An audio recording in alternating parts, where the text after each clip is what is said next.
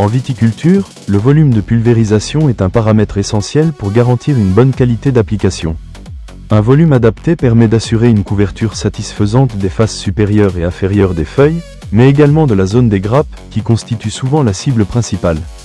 En fonction de la largeur des rangs, du développement de la végétation et du type de matériel utilisé, un volume compris entre 150 et 200 litres par hectare est généralement recommandé, notamment pour les produits de contact utilisés en agriculture biologique, où la qualité de couverture est déterminante pour l'efficacité du traitement.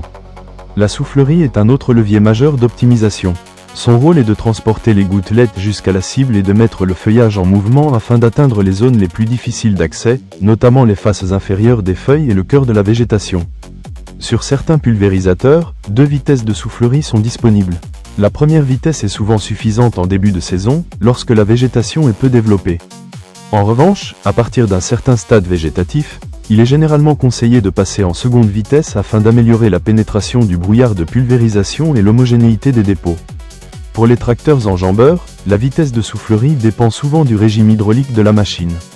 Lorsqu'un variateur est disponible, la vitesse maximale se situe généralement autour de 4000 tours par minute. Il est toutefois important de ne pas réduire excessivement cette vitesse, même au premier stade de végétation. Dans la plupart des situations, une plage comprise entre 3000 et 4000 tours par minute permet d'obtenir un bon compromis entre qualité de pénétration et maîtrise de la dérive. Enfin, il ne faut pas oublier que la qualité de pulvérisation repose sur l'équilibre entre plusieurs paramètres. Le volume hectare, la vitesse de soufflerie, le choix des buses, la pression de travail et la vitesse d'avancement. Un réglage cohérent de l'ensemble de ces paramètres permet d'améliorer l'efficacité des traitements tout en limitant les pertes de produits et l'impact sur l'environnement.